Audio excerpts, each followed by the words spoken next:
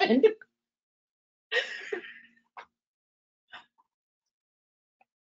Better say something. Good afternoon, everyone. My name is Tim Ruiz. I'm with the Strong Hearted Native Women's Coalition.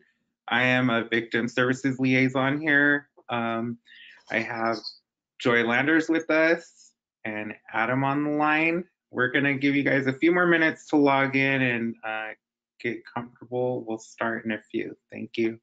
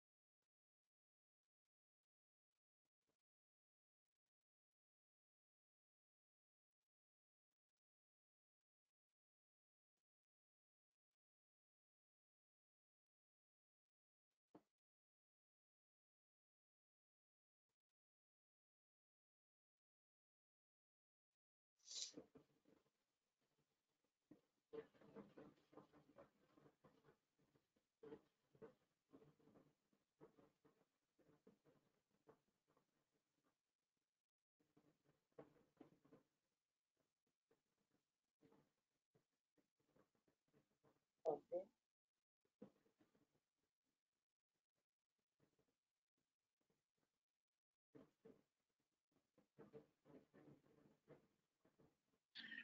All right. Good afternoon, everybody. Thank you for joining this series this afternoon. Like I said, my name is Tim Ruiz. I'm with the Strong Hearted Native Women's Coalition as a victim services liaison. I'd like to introduce Adam Dodge, who will be with us on this webinar. Go ahead and when you're ready, Adam. Thank you. All right. Well, I'm very excited to be here today. I love working with the Strong Hearted Native Women's Coalition. There we go. And particularly excited to talk about this subject because as many of you already know, life has gone even more digital than it was before, and we're going to school online, and we're doing so many other things online, and that's got its pros and cons, but I'm here to talk about what can happen when things go a little sideways, and somebody seeks to harm us online, or somebody that we know seeks to take advantage of our relationship or our trust with them, and what we can do about it. So just a little bit about me. I am an attorney here in California. I've been working in the field of gender-based violence. It's basically dating violence and intimate partner violence. I've been focused on that and unhealthy relationships for about the last 10 years. About the last 5 years, I've really focused on the way technology shows up in unhealthy relationships and how it could be misused or weaponized to harm somebody in a relationship, or harm somebody who maybe you don't even know the person, and they're seeking to get into your accounts or to impersonate you, and things like that. So I've spent a lot of time working with folks that are getting harmed in unhealthy relationships, and never really felt like I had a good handle on addressing the way in which technology was showing up in those unhealthy behaviors. And so I started working with experts in the field to really develop a skill set to help people. And I work with a lot of schools and universities on basically keeping people safe online, and really raising awareness around these issues, and talking about a few easy steps we can take to make sure that we're safer. Today, by the way, my pronouns are he, him, and I just want to give a little content warning to y'all if we're going to be talking about abuse and online abuse, and some of it is, can be related to online sexual violence. So I just want to throw a content warning out there that if anything I talk about is particularly activating for you or troublesome for you, feel free to take a step away, or pause it, or mute me, or whatever you need to do to focus on yourself. If you have any questions or input, I'm very interested to hear about what you all are thinking about. So you can ask me questions, or you can just throw something out there that you want me to discuss, and I'm happy to do that too. We're going to go for about 45 minutes today. I realize you've probably all been in online classes today, so I don't want to go too go too long, but hopefully that last 15 minutes will give us some time to have a discussion, or I can answer questions or anything like that. So let's go ahead and get started. A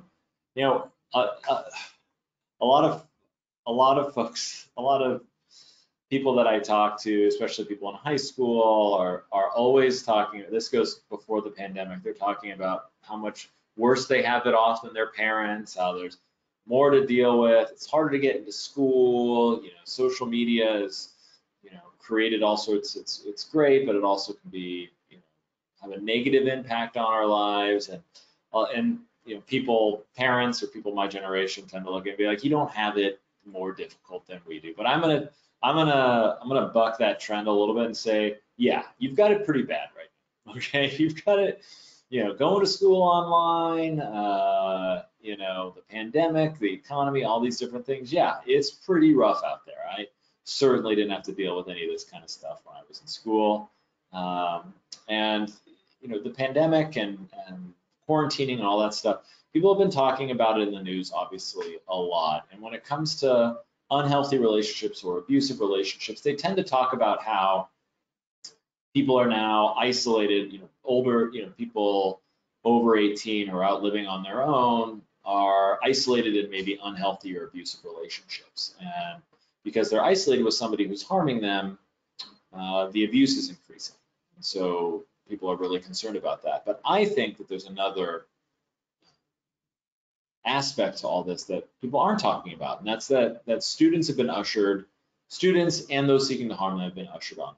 So now you're going to class online, maybe you're doing study groups online, you're socializing, maybe you're dating online or connecting with friends online. So you're online, and what we've always said in my field when we're talking about helping people that are being harmed online or harmed in general is people tend to be harmed where they spend the most time, right? So if you're on campus or at school all the time and someone wants to bully you or threaten you or harass you, it's probably going to happen there. If you're online all the time and you're on social media or you're gaming or whatever you're doing online, if somebody wants to harm you, they'll seek you out there. And so the fact that we're spending so much of our time online now, it really has created an environment where a lot of online abuse is taking place, because that's where everybody's at. So it makes perfect sense. And while I really feel like we all have a really good handle on what our smartphones do and the apps and how to use our apps and how to navigate social media, obviously we know how to do all that stuff. But when those things are turned against us and all of a sudden we feel like somebody's watching us or monitoring our accounts, or someone's harassing us online and they're using a fake social media account or fake email or fake account to message us, it can get a little intimidating. It can get, it can just feel like we're a little out of control, maybe a little powerless to stop that kind of stuff. So we're all really tech savvy, but when tech is used against us, it can become really scary and really intimidating. And so today I want to really talk about, sort of give you all a sense of what it looks like out there. I'd love to hear from you what you're seeing, or if the stats that I'm going to provide to you, if those ring true for you, or if you think that they are not accurate and you want to set me straight, by all means do that. They're not my stats, so I'm not going to take it personally. But that's where we're at with the pandemic. And as in today's world, technology is required to survive and thrive. The UN, the United Nations, says that access to technology is a human right. So for you, as you live your lives, being able to access and use technology, whether that's the internet or a computer or a smart device or what have you, is a human right. You're entitled to be able to do that. And if someone is preventing you from doing that, or you don't feel safe online, then it's really difficult to make your way in the world, because whether you're going to school or you're working online, or it's how you're connecting with, how you're dating or socializing or what have you, if you don't feel comfortable doing that, or you can't access your technology safely, or whatever it is, then you can survive and you can thrive. And everybody should be afforded the same opportunities here when it comes to accessing technology. And so I'm saying this because if you don't feel comfortable using your tech, you have a human right to be able to use your tech safely. If that's not happening, then that shouldn't be the status quo. We should look into that, and we should take steps to make it safer for you all to use that. Because I can tell you, as the reliance on technology doesn't go away. You're going to continue, whether it's college, whether it's work, whether it's whatever it is, we use it all the time. I don't know what apps you have on your phone. Probably, I can guess. There's probably TikTok. You probably got Snapchat, Instagram.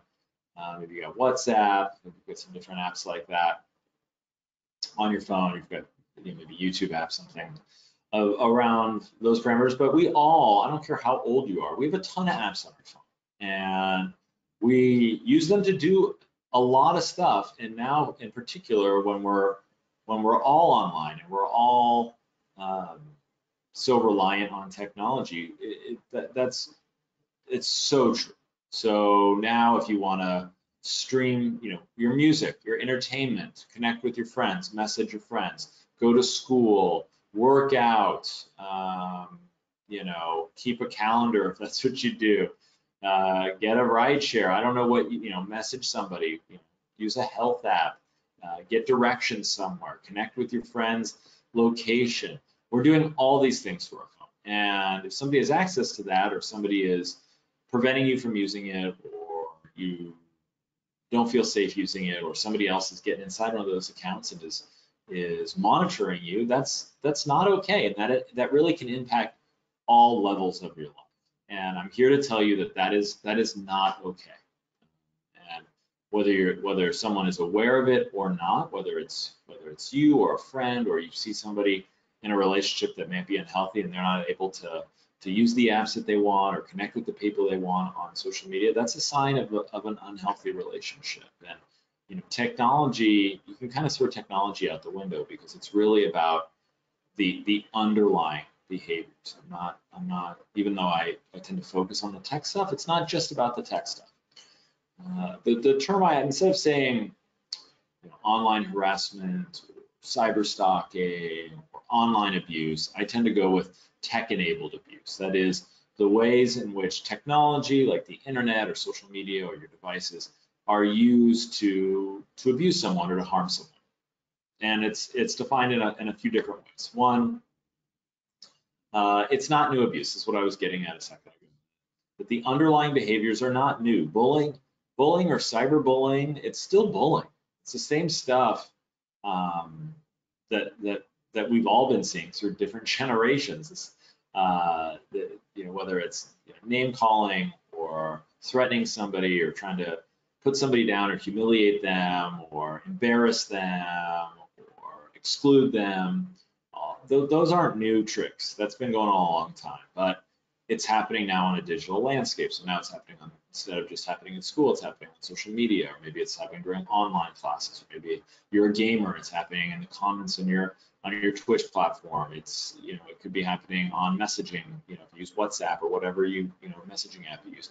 It can be happening all over the place. And technology, yeah, I can sit here and say, oh yeah, I remember, bullying is the same thing. But nowadays, and this is, I guess, goes to why people in high school have it, I think, a bit harder these days, is it's easier to commit. So bullying historically, my generation and other generations, bullying stopped when you left school. So it didn't continue after you left school. And it gave you some peace. It gave you an escape. And now, because of technology, because of social media and everything else, it's removed barriers for people to get at somebody they want to harass or harm or threaten or put down 24 hours a day. It's very convenient to go on social media or any of these places to do it. It's accessible. Most people have access to the internet now, or a computer, or a smartphone or all of the above. If you want to spread rumors about somebody or do something mean to somebody and you don't want somebody to know it's you, you can do it anonymously by creating fake accounts. And sometimes this abuse is invisible. I often use unhealthy, like intimate, like dating violence. If somebody is monitoring your email, your social media account without your knowledge, it's kind of invisible. And we're going to talk about some ways to verify that on Instagram, but it's tricky. It's not something that's like out in front, and very often the harm is greater. I'm going to talk about people sharing private information about somebody, or maybe posting an intimate image, or somebody shares a nude with somebody else and then they decide to post it online. That's the harm in a lot of ways.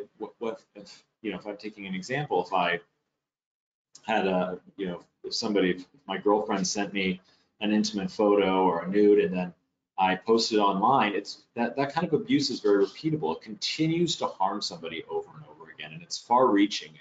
It could show up when she's trying to get a job or is applying to universities and there's a background check, or people look her up and that's one of the first things that shows up. It's very public. Anybody can see it. And it's permanent. It stays out there forever. Once something goes online, you can never scrub the internet. It's going to live out there forever. And that means the harm can be perpetual. It's just you post it once, but it keeps harming the victim because people can continue to find it, and you never know when it's going to show up. So, really appreciating how much greater the harm can be when abuse goes digital and goes online is really important for all of us. And we can use that information to inform our decisions about whether or not we want to do something or not do something. Let's talk a little bit about cyberbullying. I don't love the name cyberbullying. I don't really love bullying as a name, actually, because bullying could be so many different things, and I feel like bullying sometimes doesn't sound that severe, doesn't sound that hardcore. Even though it is, and it can mean so many different things. So I'm going to be asking, if you want, here in the chat box, if you want to, I'm going to throw out some questions. If you want to answer them, great. Don't feel like you have to. But whoops, it just skipped ahead on me. Hang on. Okay. Well, I'm just going to jump ahead since my screen jumped ahead. But cyberbullying, what is cyberbullying? It's bullying that takes place online or via technology. No, there's nothing fancy here. It's when bullying goes digital, like I mentioned before. It's when instead of spreading rumors while at school, it's doing it online. Instead of threatening somebody to their face, it's threatening them online. Instead of excluding somebody or trying to embarrass or humiliate somebody at school, it's happening on social media. So cyberbullying is a big issue, and I'm curious what you're seeing. Does anybody, before we keep going, can anybody give me any examples of what cyberbullying? Some examples of cyberbullying. I know that I said it can mean a lot of different things, but I'm just curious if you want to provide any feedback or insights from your own lives of what you're seeing when like that qualifies as cyberbullying. Does anybody have any suggestions or thoughts they want to throw out in the chat? And again, I get it. You've already been in school all day. I really appreciate that you all are here. If you don't feel like doing it, that's no problem. Okay. No problem. So. Yeah, Adam, I think they're all shy right now. No worries. No worries. So maybe this will, I don't know if this resonates with any of you or not, but I've been alluding to some of this, but cyberbullying could be rumor spreading. It could be image-based abuse. By that, I mean sharing an intimate image or a nude photo or nude video of somebody without their consent. It can be threats, it can be harassment, it can be insults, it can be impersonating somebody and trying to make them look bad. It can be doxing or the posting of private information about somebody. So when I look at this, I mean, that's what, 7 things, and each of them are really damaging acts. I just feel like cyberbullying doesn't quite, I don't know that everybody hears cyberbullying and thinks all these different things. but it can be I guess the reason cyberbullying is so powerful is it can be a combination of a bunch of different acts of tech-enabled abuse or online abuse. And that's awful. And the fact that any one of these things can be perpetrated against somebody 24 hours a day because we're on social media and we're gaming, we're doing these different things is awful and should not be taken lightly. I know you all are shy, but just curious, does anybody have an idea? I'm going to share a stat with you here, but what percentage of teens have witnessed or experienced cyberbullying? Does anybody have a thought on what percentage of teens have experienced this? Anyone? Again, no problem if you don't. Okay. All right. So the lead into the question, what percentage of teens experience cyberbullying as a victim, witness, or bully? 78%. That is a ton. That's basically 8 out of 10 teens. That alone is enough for us to start taking this pretty seriously, right? That we should really be looking at that you should be talking about it be aware of it among your friends, or maybe your parents or your teachers are talking to you about this. But if 8 in 10 people, that stat is much higher than it used to be before social media, before the internet. Yes, I grew up for a period of time when there was no internet. If you can imagine that, no internet, no smartphones. How do we do anything? I don't know. It was a crazy time. But when the internet came along and social media and smartphones and all this stuff, it was designed to make our lives better, right? Like it's supposed to connect us and provide us with more opportunities and greater access to information and all these different things. And that's true. But at the same time, it has also allowed for the proliferation of abuse and has made our lives much more difficult in a lot of ways. Because like I mentioned before, bullying used to end when you go home from school. And now it can happen to you anytime. And that's not okay.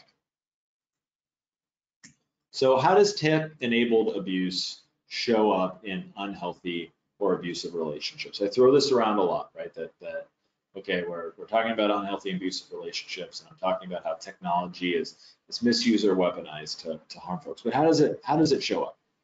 Well, before I don't like just throwing around the words healthy or unhealthy relationship without addressing it. So let's talk about what a healthy relationship is. I'm not going to ask you all to give me a definition. One, because I'm not so sure you'll answer me, but two, if I were in your position, I wouldn't want to have to answer that question either, so don't worry about it. So what's a healthy relationship? And the reason this will get us to sort of defining what an unhealthy relationship is. And again, I keep going back to the fact that yes, technology, this is a presentation about staying safe online, but at the end of the day, the problem is, the challenge is not technology or tech behavior, it's human behavior. It's what people are doing, what they'd be doing normally even if the internet didn't exist. It's just amplified because of it. So what's a healthy relationship? So I define, actually where I used to work, which is a domestic violence agency in Orange County called Laura's House. This is how we, when I was there, defined a healthy relationship. 3 aspects. 1, trust and honesty, right? And I have to tell you, trust is earned. It's not instant. Just because you start dating somebody, you're not supposed to trust them implicitly. It should be earned. And it should be mutual. Like it should not be a one-way street where one person trusts the other, but that other person doesn't trust them at all. And this shows up in people being jealous or possessive or controlling. And those things manifest in our technology. People say, well, let me see your phone. Who have you been texting? Let me get into your social media. Well, if you don't have anything to hide, why can't I see it? Well, because you have an expectation that they should trust you. And just because somebody's jealous or possessive or controlling doesn't give them a right to violate your privacy or gain access to your email or your social media or your smartphone or something like that. Trust it should be earned, and the same way honesty should be mutual. So trust and honesty is one. And if behaviors like the ones I've described, somebody looking through your social media when you leave your phone, like we never leave our phones anymore. But if you did leave your phone with let's say a partner and they go through your photos, that's a violation of your trust. And it's number two, it's not respecting. So respect, what does that look like?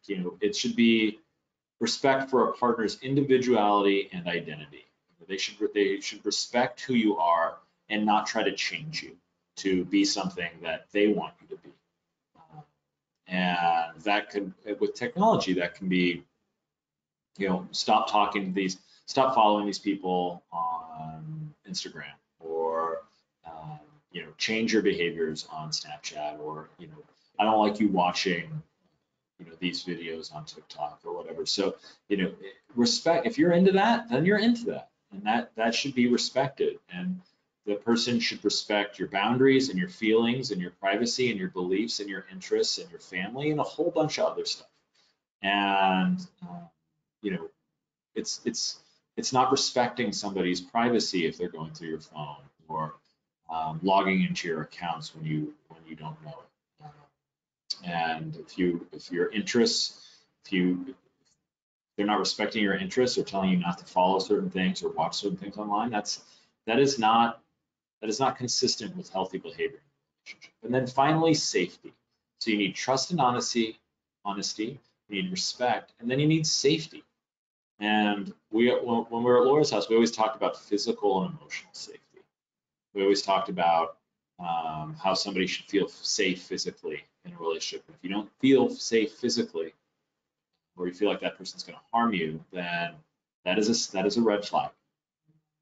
And same with emotional safety. If you are being put down or scared, or your self-esteem is being chipped away, you're not emotionally safe. And then I've added digital safety. If you don't feel safe on your devices, if you don't feel safe in your accounts, if you don't feel safe online because you're worried that person's watching everything that you're doing, or they might be in your accounts, or they might be tracking your location, digital safety is absolutely important, especially now when sometimes we can't see people because we're isolating at home. So again, trust and honesty, respect, and safety. And you should, if you can remember those things and sort of take a step back, and whether it's a friendship or a dating relationship or whatever, are all these things reflected in your life, in that relationship? And if they're not, I think it bears looking into a little more, because we all deserve that. Much like access to technology is a human right, we all deserve to exist to be trusted, and to believe that our partner's going to be honest with us, and to be respected, and to feel safe. Those are, at a minimum, what we need to be in a healthy relationship. So right now, what we're seeing a lot of, because people are spending time with less people, or they're isolating with just a few people, is we're seeing a lot of device and account sharing. People are sharing their devices or sharing accounts, letting people log into accounts and do certain things. And you're giving somebody a lot. You have to trust that person a ton to let them do that, in my opinion.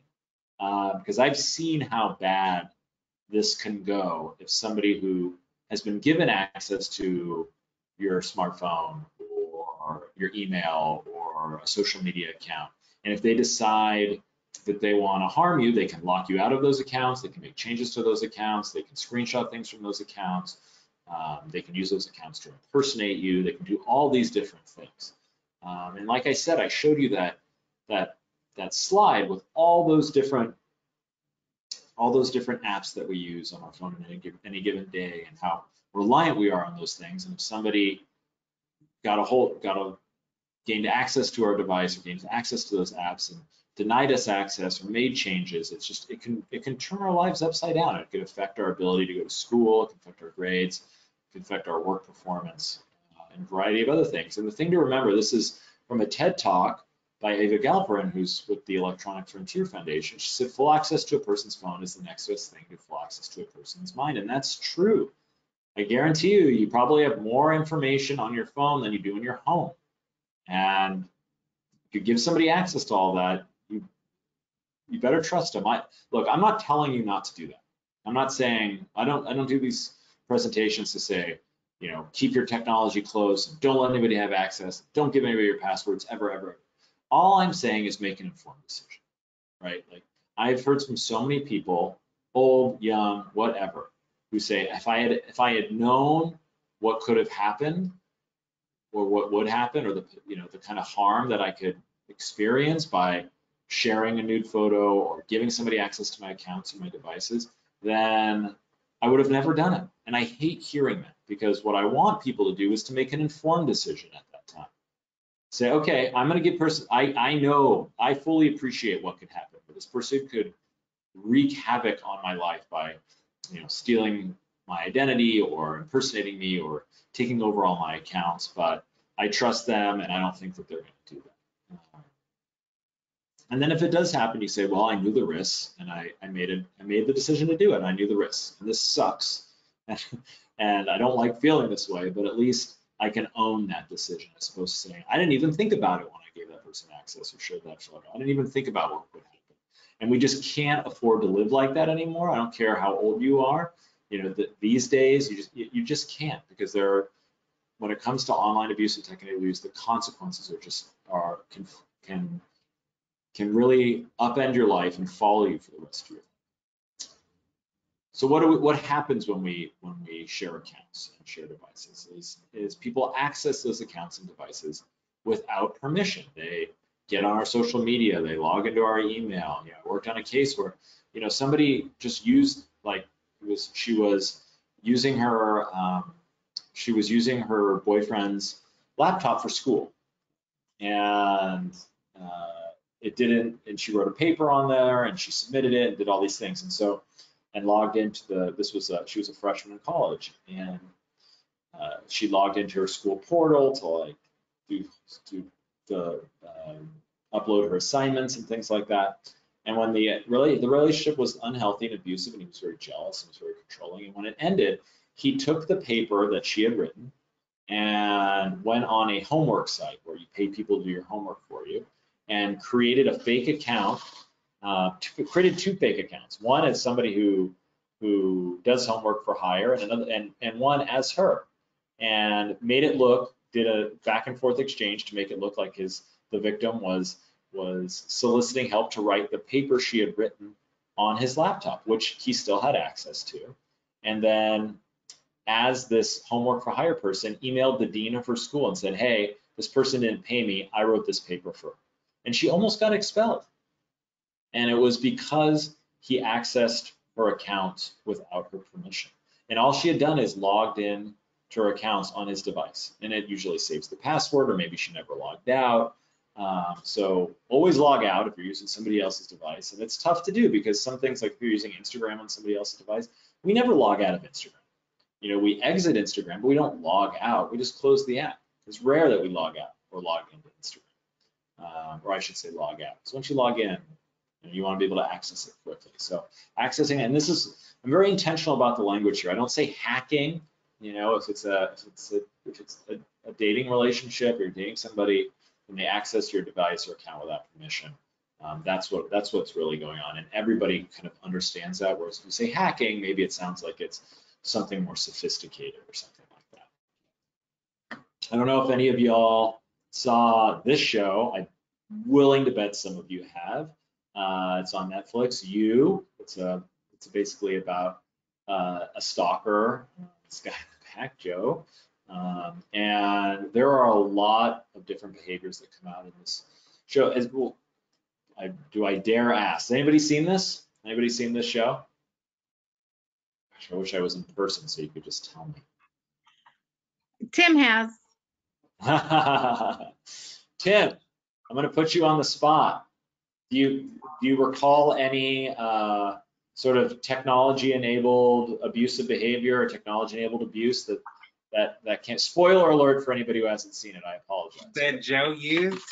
Yeah, that Joe used. Yeah, he would use the people's cell phones and act like he was them, but it was really him stalking, or, like, I think it was the girlfriend's friend, best friend. And I want to say that was in the first season, where he uses his phone to manipulate her into meeting him, or like he would run into her at certain locations by following his Instagram, or basically stalking her on social media and finding out where she was so that he could just randomly pop up in certain locations where she was at. Yep. So you hit on a bunch of you should just be doing this presentation. You just hit a home run for me. Yes. So there's impersonation. He got into her iCloud or her cloud account, was able to monitor her location and show up. He impersonated her friends, because it's hard to impersonate somebody, but online it's much easier.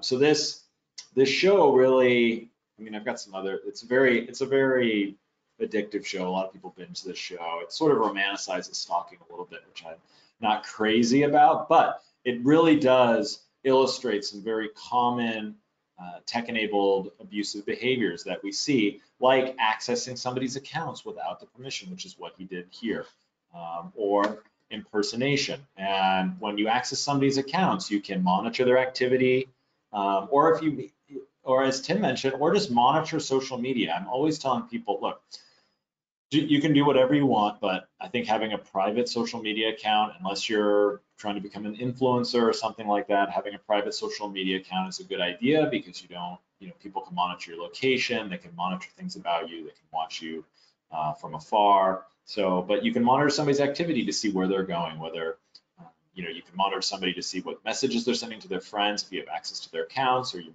might monitoring their social media from afar. If they use a calendar or have a school calendar, they can access that and see what their schedule is to predict their schedule. Or they can go in and make account changes. They can change passwords or change contact information so that security notifications don't go to the victim but go somewhere else, or they steal information or money. I've experience with both those things. I've had people get into somebody's Venmo account and then send money to themselves, or send the person seeking to harm the victim logged into the victim's Venmo account and sent money to himself. And there was nothing, she didn't even get a notification about it, because he had changed her notification settings so that she wasn't getting emails about it anymore.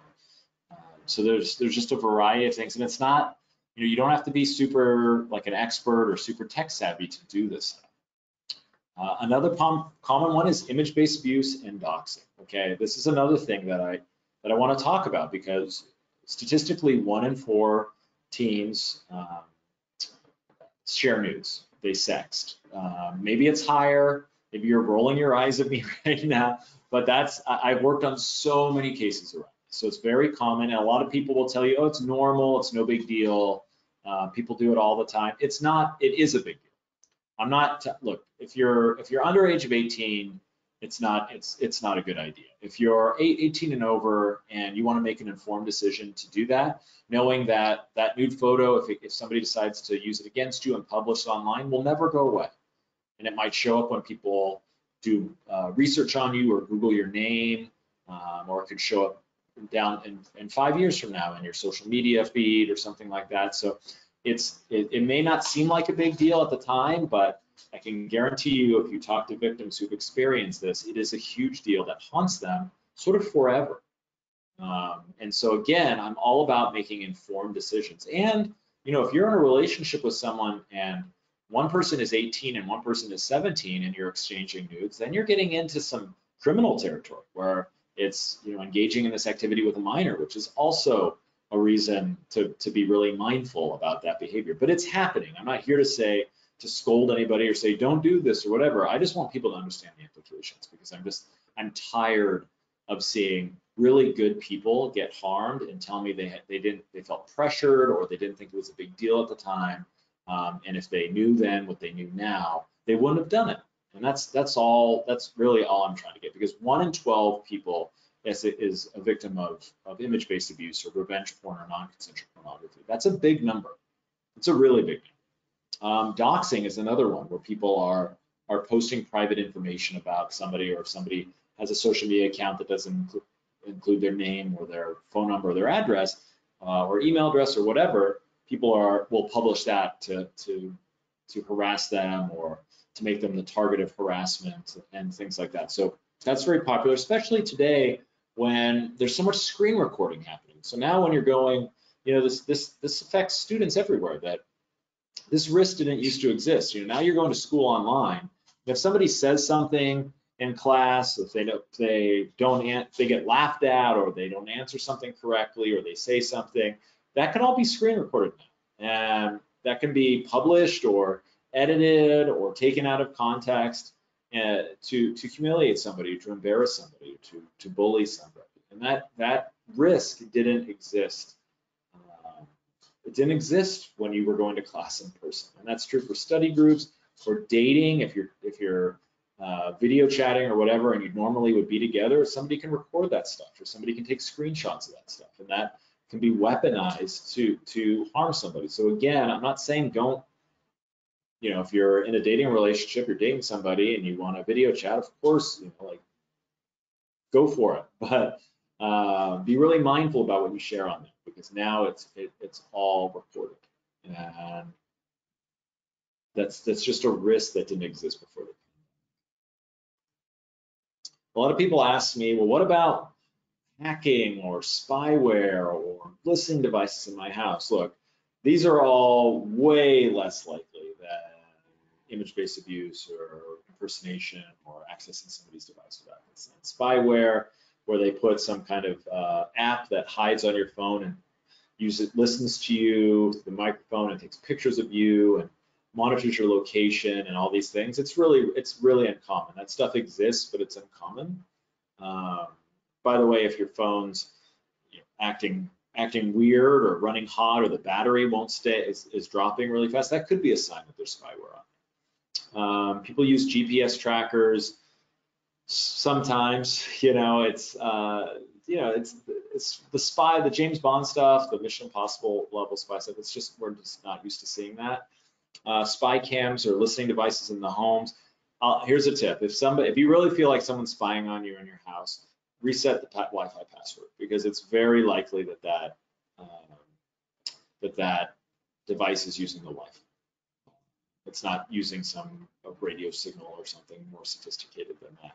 Or the IoT here on the bottom right, Internet of Things. We have all these smart devices, and you'll see in movies, it's like, oh, they hacked in and turned up their thermostat, or turned off the TV, or turned the lights on and off. Yes, that is theoretically possible, but first of all, I don't have a smart home, and I don't know a lot of people that do, to that extent. But again, resetting the Wi-Fi and resetting passwords will usually take care of that stuff. So that kind of stuff is a bit less common.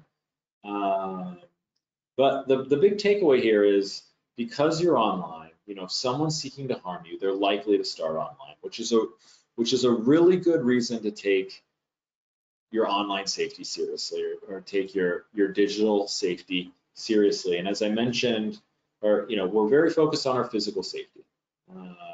We're very focused, I think, on our emotional safety, but digital safety, digital safety, digital safety. Now, I can throw digital safety around all day long, but what does that actually mean?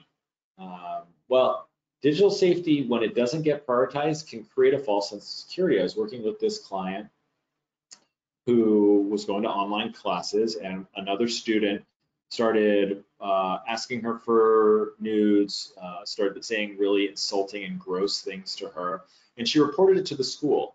And when they asked her, okay, well, do you want us to start an investigation? Do you want us to call law enforcement? She said, no, I'm studying from home, so I don't really feel, I'm not going to run into this person, so I don't think I have to worry about it. But that is, I think, dangerous, because that is confusing your physical safety and your digital safety. And it's like, great, your physical safety isn't in danger, but you still have to go to school online with that person. Maybe you have to go to study groups with that person, and they can still message you, or they can still do things that will make you feel unsafe. And if that continues, you may be less inclined, you may be not paying as much attention as you should be, you may stop going to those things, those classes, or those study groups. So you should absolutely consider you deserve to be digitally safe, and you should take it absolutely take it seriously. And when I say digital safety, I mean three things. One, access, that you can access your technology freely, that no one's preventing you from accessing the internet or your accounts or your devices, and that you have control over them. That if they're your devices or your accounts, you have control. Now I get it. If your parents have certain rules about using your device, like you can't have it during dinner or you can't visit certain websites, I get, okay, that's between you and your parents, but that's also something that a lot of parents do. So that's not really what I'm talking about here. I'm talking about if if you're in a relationship with someone or in a friendship with somebody and they don't let you access your device sometimes or your accounts, or they want to have your password so they can log into your devices, because sometimes say, hey, I just want to make sure you're safe, and if you don't have anything to hide, why would you not let me do that? And that's just a classic, very tricky technique because you have an expectation of privacy, and that's your stuff, and they need to respect that. It has nothing to do about trust. Okay, and then finally, even if you have access to your devices, even if you have control over your devices and accounts, you should be able to exist online without fear or limitation. And if you don't meet all three of these, then you're not digitally safe. Whether it's you or a friend or your parents or whoever, if you pick up on some of this stuff, it's worth talking about it. That because as I said before, it's a human right to be able to access technology, and that means accessing it safely. And if you don't have that, then it should make us angry. It should piss us off a little bit that somebody doesn't have access to that, because we deserve it. Much like we should deserve certain things in a healthy relationship. And so when we're aware of these things, we can make sure that they're priorities in our own lives, but you can also make a difference in somebody else's life. Can tech platforms help? Not really. Yes, you can report accounts that are harassing you or impersonating you, and Instagram will probably take it down, but Instagram doesn't have to take it down. They have a total immunity. So if somebody was impersonating you and it was basically ruining your life, and Instagram refused to take that impersonating account down, you can't sue Instagram. You can't do anything.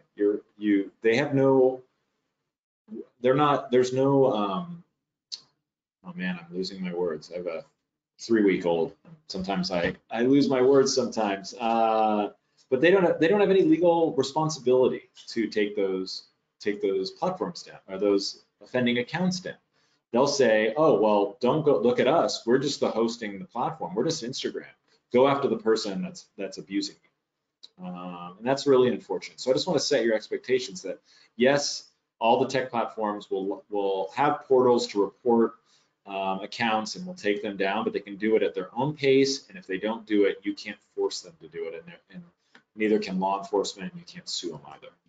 A red flag of abuse, this is the #1 red flag for me and for a lot of cybersecurity experts, is victim concern. If you feel like somebody has information or knows something about you that they shouldn't, or they know your location, or they're monitoring you or something like that, or you just feel like something's off, then something's probably off.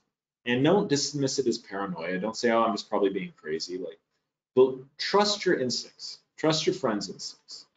Because absolutely, when you look a little deeper into why that is, yeah, this person, I feel like they said I told them this, but I don't remember telling them that I went to that movie with that friend or something like that. It may be because there's someone's accessing their accounts without their knowledge or something like that. So that's a really powerful red flag. And then what if your friend thinks their ex hacked their Instagram?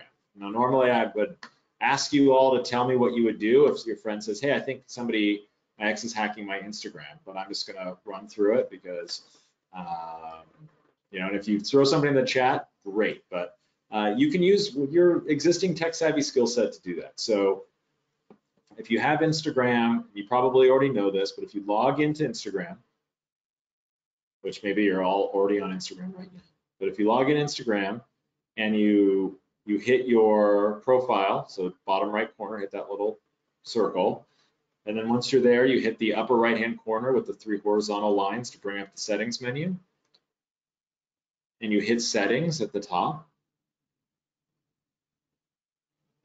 and you hit security, and you hit login activity, it's going to show you who's in your Instagram account. And if there's a device in here, like, okay, yeah, my phone's in here, but I don't have a MacBook. So who's logging into my account from MacBook? It's like, okay, yeah, maybe somebody is. I'm not crazy. Somebody has been logging into my Instagram. Because we're so connected to our technology. If something's off, we pick up on it. So securing our digital lives does not have to be fancy. Stick to the basics, okay? And that, when I'm talking about basics, I'm not going to go into all these different things. Just update your passwords, because they're the key to our digital lives. They're easy to seal, and assume if you're in a, let's say you know a friend who's in an unhealthy relationship, I would assume that their passwords might be compromised or their accounts might be compromised. And if that's the case, then you really just want to set about updating those passwords. This is a case where a woman's home security system got hacked because there was some data breach from some other account she had, and because she reused her passwords across all sites, they were able to access her account and watch her baby and talk to her through her security system. And it was super creepy. If you're worried that you think that any of your passwords might be compromised, go to this website, haveibeenpwned.com. So it's haveibeenpwned.com. So it's like have I been owned, but have I been pwned, PWNED. Enter your email address here. When I entered my work email, it said, hey, this email was involved with no breached accounts. But when you enter your email, when I entered my personal email, it said that my email account was associated with 13 data breaches. And if that's the case, and you reuse your passwords across multiple sites, then it makes it really easy for somebody you don't know to get access to your accounts. And that's where things can get really sketchy and really hardcore. So have I been pwned? Check it out, see if anything's in there. The goal here is always to create a very strong password. I'm a big believer in password managers. LastPass is a free one, or 1Password is one that you have to pay for, and it's an app on your phone that creates really hardcore, difficult to break passwords, autofills them into your accounts, and you don't have to remember any of them except the 1Password for your password manager. So make that one strong. If you don't want to do that, use phrases or sentences, like with punctuation and spaces and everything. Could be lines from movies or songs or something like that. That's really long. It's difficult to guess. Try to stay away from passwords with personal relevance. Your birthday, your pet's name, that kind of stuff. That's easily guessed and something you really want to steer clear of. Okay, as promised, I'm stopping early, although not that early. If anything came up for you that you didn't want to share on the chat, you can email me at adam@ntab.org, and I'm happy to chat with you about it and keep everything confidential, of course. Or you can find me on social at Adam R. Dodge. I'm there, and I post about this stuff all the time, so you can learn about some of the stuff I'm interested in or talking about with relative to online safety there. But we're at the end. Does anybody have any questions or want to talk about anything or anything like that? So Adam, what I'm going to do really quick is I'm just going to unmute everyone and give them the opportunity to ask a question. All right. Uh-oh. You guys are unmuted. If there's anything you'd like to ask Adam, now's a great time. And if you type a question in to either the questions or the chats, I can see it and I can let him know that you've done that as well.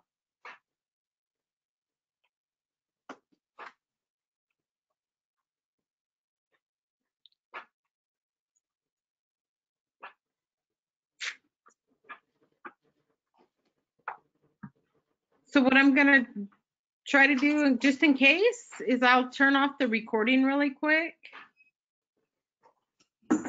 And we will see. It'll take me a minute to get there.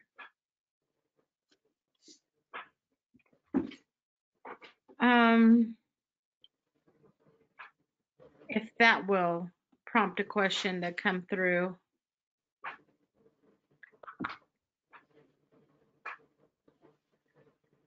Is it dashboard? Oh, I'm rusty. Sorry. It's taking me a minute to get here. Audio.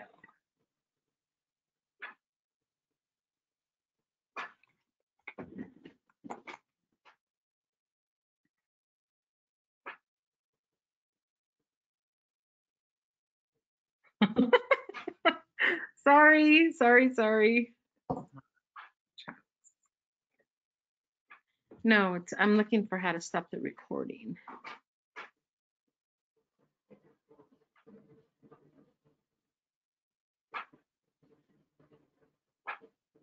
Oh, shucks.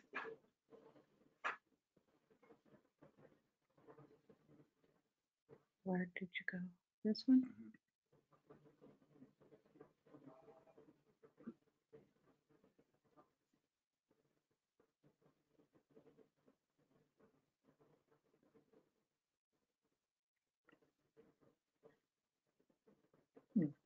Huh. Well, Adam, I don't seem to have the ability